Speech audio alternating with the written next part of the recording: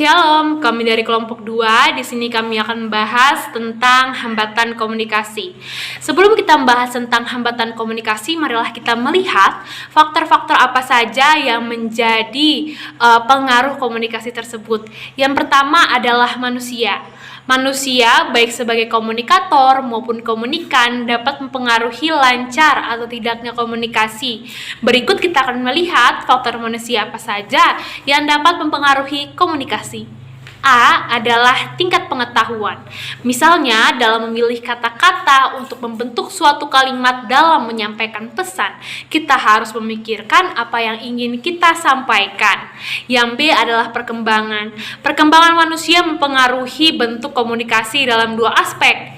Aspek yang pertama yaitu tingkat perkembangan tubuh mempengaruhi kemampuan untuk menggunakan teknik komunikasi tertentu dan untuk menyampaikan pesan yang ingin kita sampaikan. Yang kedua adalah keterampilan penguasaan bahasa bergantung pada perkembangan neurologi dan kognitif.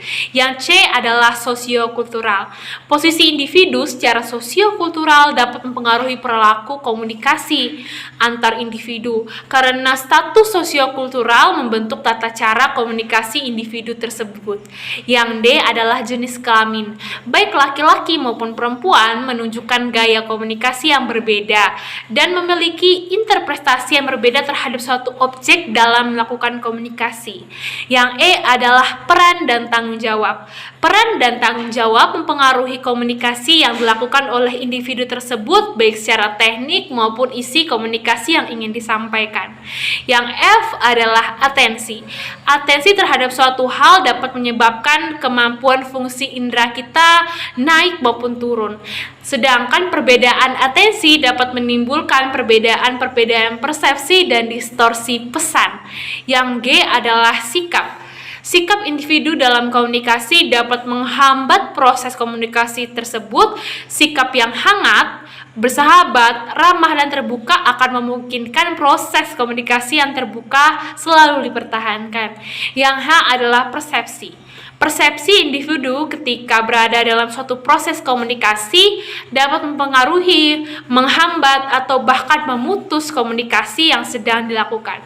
Berikut adalah presentasi dari saya, akan dilanjutkan oleh anggota kelompok 2 yang selanjutnya. Terima kasih. Perkenalkan, nama saya Yohandra Conle Kosdemika.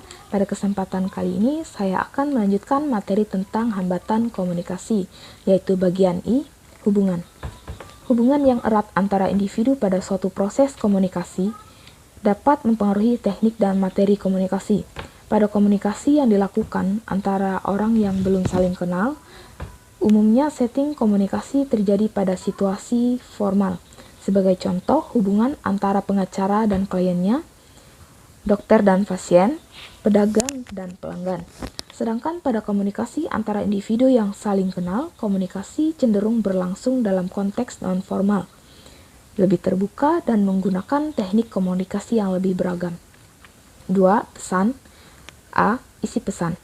Isi pesan yang ingin disampaikan dapat mempengaruhi teknik komunikasi yang digunakan individu.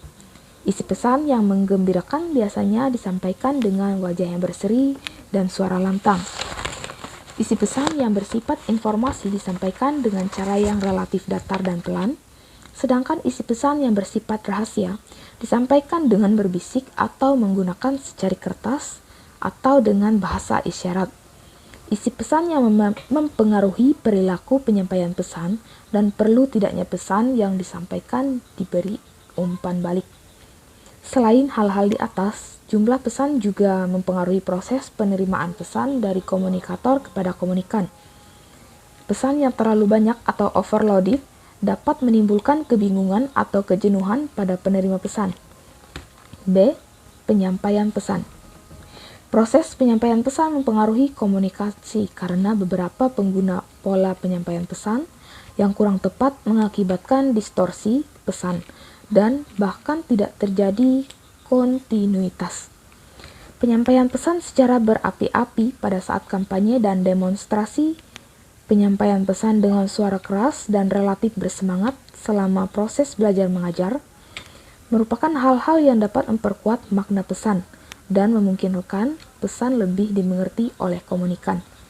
Penyampaian pesan dengan berbagai metode, misalnya secara lisan dengan menggunakan gambar, demonstrasi, dan gerak tertentu, membuat pesan diterima secara bermakna oleh orang lain.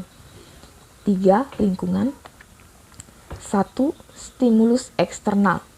Stimulus eksternal misalnya suara bising, gaduh, atau perhatian yang tiba-tiba teralih dapat menyebabkan penurunan kemampuan untuk menangkap pesan atau konsentrasi untuk menerima pesan yang disampaikan. 2. Nilai dan budaya atau adat. Berbagai nilai dan budaya dalam masyarakat menjadi rambu-rambu bagi penyelenggara komunikasi.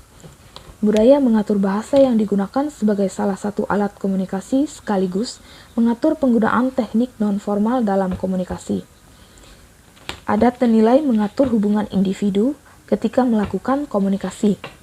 Berkomunikasi dalam jarak yang terlalu dekat dengan lawan jenis yang bukan suami atau istri dipandang kurang baik oleh sebagian besar bangsa, termasuk bangsa Indonesia. Memegang janggut ketika terlibat suatu perbincangan merupakan bentuk penghormatan bagi orang Arab. Membungkuk badan sebelum berbicara kepada orang Jepang menunjukkan rasa hormat. 3.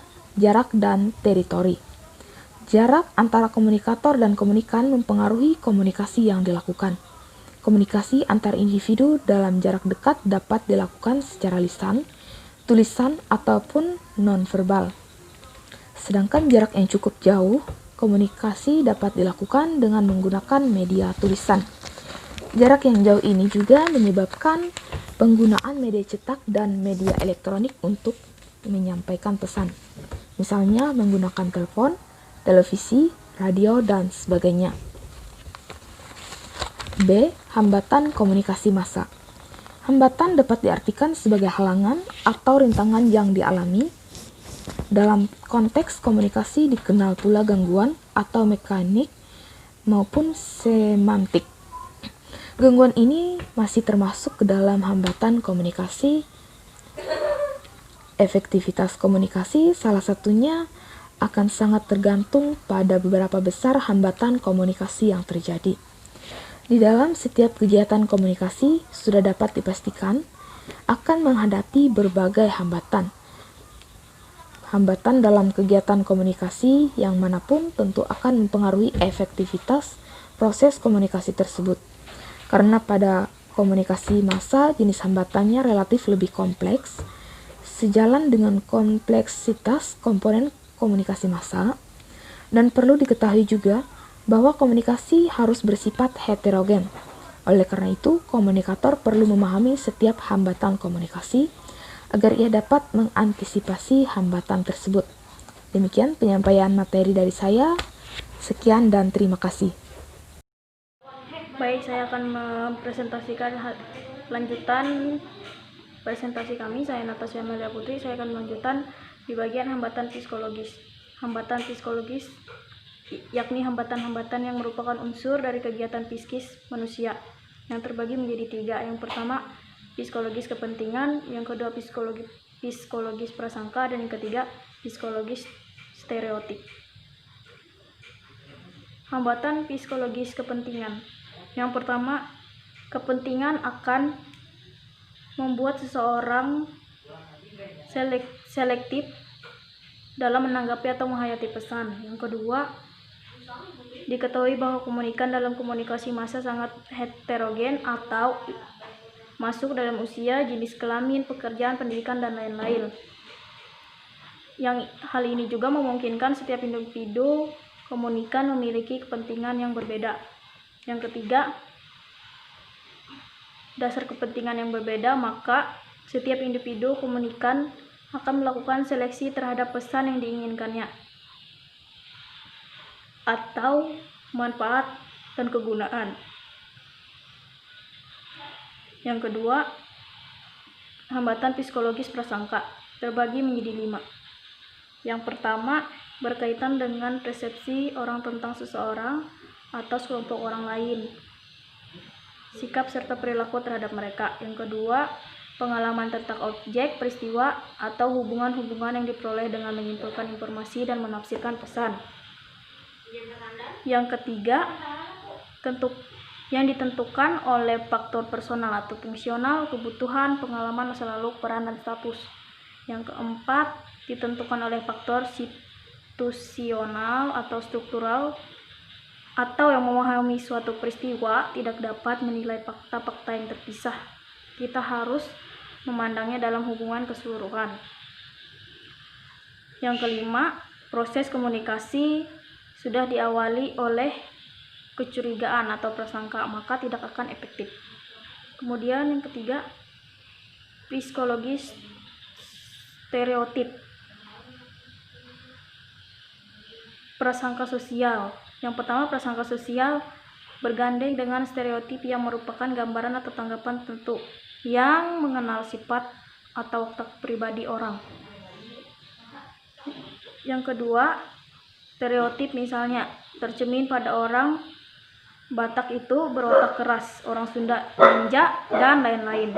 Dan yang ketiga, apabila dalam proses komunikasi massa ada komunikan yang memiliki stereotip tertentu pada komunikatornya, dapat dipastikan pesan apapun tidak bisa diterima oleh komunikan. Masuk yang kedua, hambatan sosial kultural. Terbagi menjadi 6 bagian. Yang pertama, sosial kultural aneka etnik. Yang kedua, sosial kultural perbedaan norma sosial.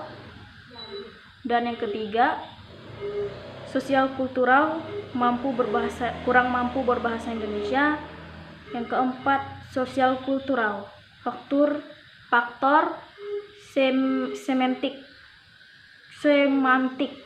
Yang kelima, faktor pendidikan. Dan yang keenam, faktor mekanis.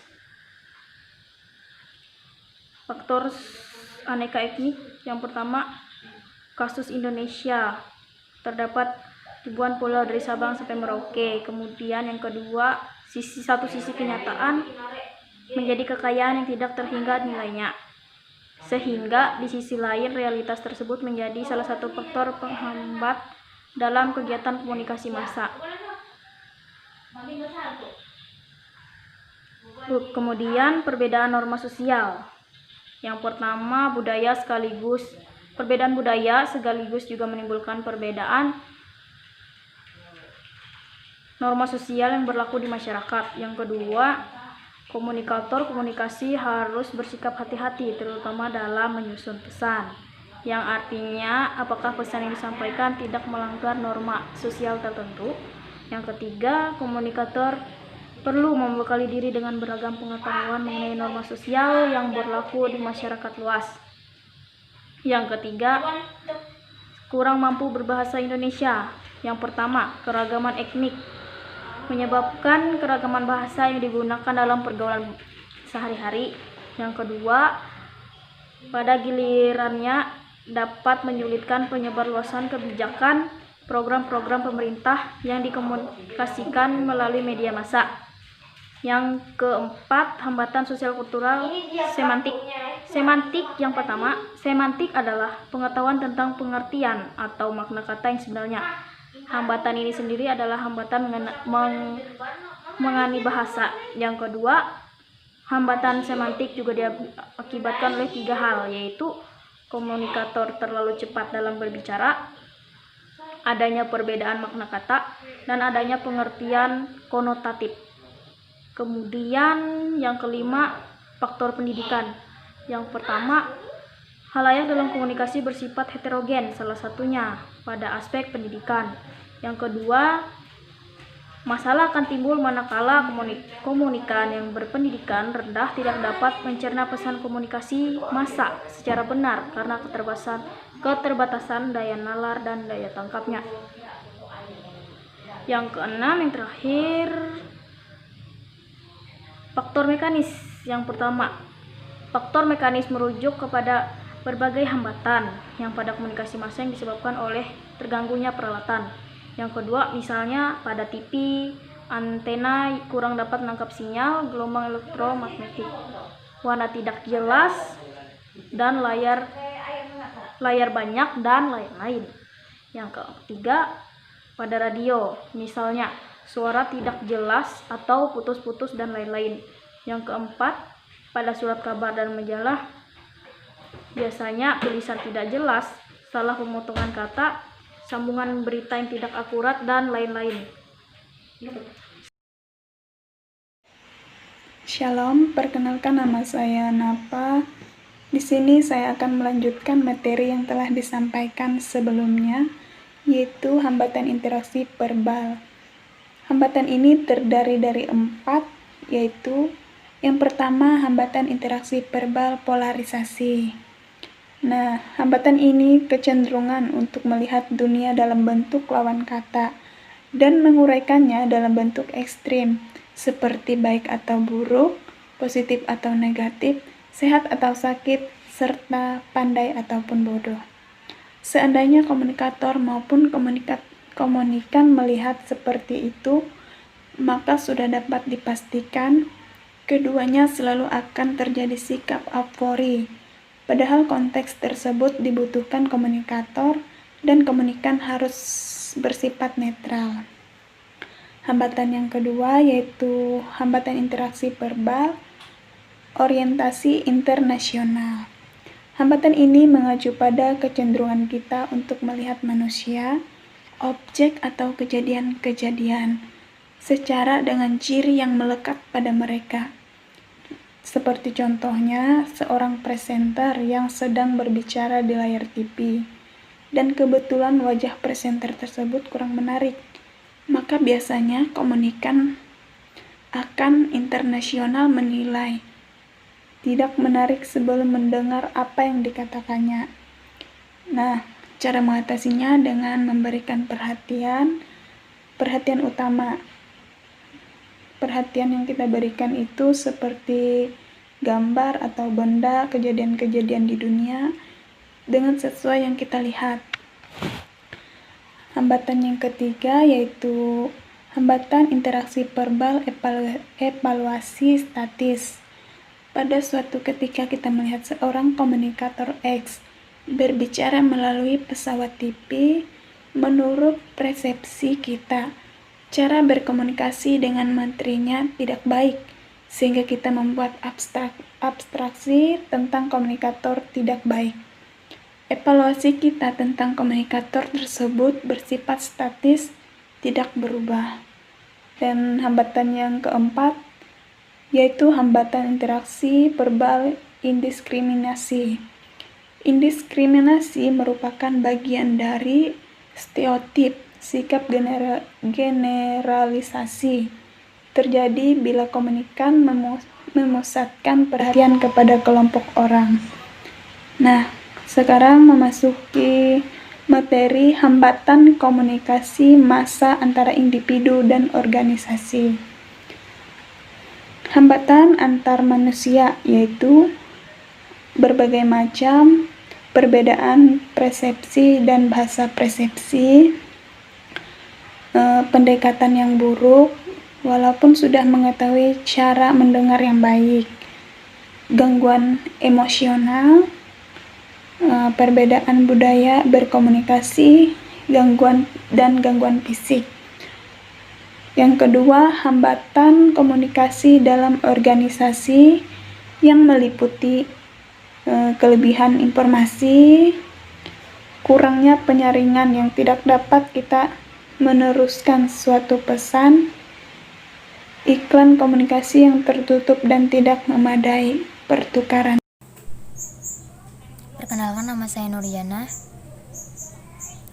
NIM saya 2002111937.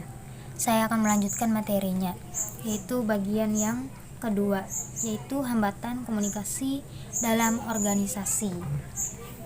Komunikasi dalam organisasi sering terganggu karena materinya lebih rumit, jumlahnya banyak, dan kontroversial. Hambatan-hambatan komunikasi dalam organisasi meliputi, yaitu yang pertama, kelebihan beban informasi dan pesan yang bersaing. Perkembangan teknologi telah menyebabkan jumlah pesan dalam suatu organisasi meningkat tajam hingga kecepatan yang semakin tinggi. Pesan melalui surat dari pos email dan telepon dari berbagai sumber telah membanjiri organisasi dan masing-masing bersaing untuk memperoleh perhatian lebih awal. Hal itu bisa berakibat pada adanya pesan yang tidak ditanggapi, pesan yang dianggap tidak penting, atau pemberian respon yang tidak akurat. Dan yang kedua, penyaringan yang tidak tepat ketika meneruskan suatu pesan kepada orang lain dalam organisasi. Biasanya terjadi penyaringan yang tidak dilakukan dengan memotong atau menyingkat pesan. Pesan dalam organisasi dikirim melalui berbagai saringan, misalnya melewati penjaga pintu terlebih dahulu, karyawan kantor depan, sekretaris, baru kemudian sampai kepada pimpinan. Bisa jadi suatu pesan penting tidak sampai sebagian atau bahkan seluruhnya karena telah dipotong atau dibuang. Bagian yang ketiga, iklan komunikasi tertutup atau tidak memadai. Pertukaran informasi yang bebas dan terbuka merupakan salah satu ciri komunikasi yang efektif. Iklim komunikasi sangat terkait dengan gaya kepemimpinan. Gaya manajemen yang tertutup cenderung menghambat pertukaran informasi. Demikian pula saluran yang terlalu banyak bisa mengubah pesan seketika bergerak vertikal atau horizontal dalam sebuah organisasi. Permasalahan komunikasi biasanya merupakan suatu gejala bahwa ada sesuatu yang tidak sesuai. Permasalahan dalam komunikasi menunjukkan adanya masalah yang terpendam. Hambatan komunikasi ada yang berasal dari pengirim, yaitu komunikator, transmisi, maupun penerima, yaitu komunikan, organisasi. Selanjutnya yaitu hambatan komunikasi massa pada pemasaran. Bagian yang A, hambatan pada sumber. Hambatan komunikasi pada sumber umumnya berupa perumusan tujuan yang kurang jelas. Hal ini sering terjadi karena kurangnya fokus pada benefit produk. Kegagalan dalam tahap ini bisa berdampak pada perumusan pesan iklan yang tidak jelas kaitannya dengan kebutuhan konsumen. Bagian B, hambatan dalam sistem encoding. Sumber kegagalan komunikasi pemasaran bisa juga ada pada proses encoding. Misalnya copywriter dan perancang iklan lebih terobsesi membuat iklan kreatif yang orisinil daripada fokus pada penyampaian benefit produk. Iklan yang menyesatkan, deceptive advertising, juga bisa digolongkan sebagai hambatan dalam proses encoding karena sejak awal berusaha menyesatkan konsumen dari kondisi sebenarnya benefit produk. Bagian C, hambatan dalam transmisi pesan. Pemilihan media yang tidak cocok bisa membuat pemasang iklan gagal menjangkau kelompok sasaran. Untuk menjangkau audiens yang tepat, pemasang iklan mesti menyesuaikan ciri-ciri demokratis konsumen sasaran dengan profil demografis, pembaca makalah, pembaca majalah, pemirsa TV atau pendengar radio. Dalam tahap pengirim pesan, hambatan yang umumnya ditemui komunikator adalah competitive floodwaters, keusutan yang terjadi karena kebanyakan iklan. Jumlah iklan yang makin banyak disebabkan karena pertama, banyak produk baru yang muncul membuat permintaan waktu melonjak. Kedua, persaingan ketat mendorong pertumbuhan belanja iklan lebih cepat daripada penjualan. Ketiga, iklan TV makin pendek, yaitu dari 30 menjadi 15 detik. Apa yang dapat dilakukan pemasar untuk mengatasi kekusutan yang ditimbulkan kompetitif filter? Cara yang mudah adalah frekuensi iklan digencarkan agar pesan tertancap lebih lama. Hal ini dibenarkan dalam pesan betul-betul berkaitan dengan kebutuhan konsumen. Artinya pesan tak punya masalah hambatan sumber ataupun hambatan encoding.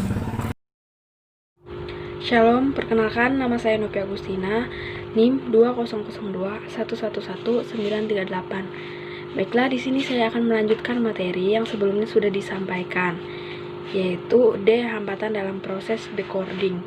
Konsumen umumnya mengabaikan pesan yang tidak menarik minat mereka. Konsumen juga akan menolak pesan apabila sumber pesan dianggap tidak kredibel. Hambatan pada decoding juga mungkin terjadi karena kurangnya perhatian pada pesan. Kompetitif kultur selain merupakan hambatan dalam transmisi, juga mengganggu pesan decoding karena bisa membuat pemirsa makin cuek. Iklan yang ditayangkan terus juga merupakan penyebab pengabaian intention. Advertising without bisa terjadi, yaitu turunnya efektivitas iklan karena kebosanan pemirsa dan konsumen yang sudah merasa familiar dengan kemampuan iklan tersebut. Selanjutnya bab 3, yaitu penutup. Kesimpulan, faktor-faktor yang mempengaruhi komunikasi adalah manusia, pesan, dan lingkungan, di mana faktor dalam manusia yang mempengaruhi komunikasi ialah tingkat pengetahuan, perkembangan, sosial kultural, jenis kelamin, peran tanggung jawab, atensi, hubungan, persepsi, sikap. Sedangkan faktor di dalam pesan meliputi isi pesan dan penyampaian. Dan di dalam konteks lingkungan, hal dapat mempengaruhi komunikasi meliputi stimulus eksternal, nilai dan budaya atau adat, jarak dan teritori. Hambatan dalam diartikan sebagai halangan atau rintangan yang dialami. Dalam konteks komunikasi dikenal pula gangguan atau mekanik maupun sistematik. Gangguan ini masih termasuk ke dalam hambatan komunikasi. Efektivitas komunikasi salah satunya akan sangat tergantung kepada beberapa besar hambatan komunikasi yang terjadi. Di dalam setiap kegiatan komunikasi, sudah dapat dipastikan akan menghadapi berbagai hambatan. Hambatan dalam kegiatan komunikasi yang manapun tentu akan mempengaruhi efektivitas proses komunikasi tersebut. Karena pada komunikasi massa, jenis hambatannya relatif tidak kompleks sejalan dengan kompleksitas komponen komunikasi massa. Dan perlu diketahui juga bahwa komunikan harus bersifat heterogen. Yang terakhir, saran. Untuk melakukan komunikasi, hendaknya kita perlu memperhatikan bagaimana jalan komunikasi yang akan kita lalui, atau hambatan-hambatan yang ada. Jadi, seseorang komunikator harus paham betul terhadap hambatan-hambatan tersebut untuk menuju komunikasi yang sukses. Baiklah, cukup sekian presentasi dari kelompok kami. Kurang dan lebihnya kami mohon maaf. Shalom.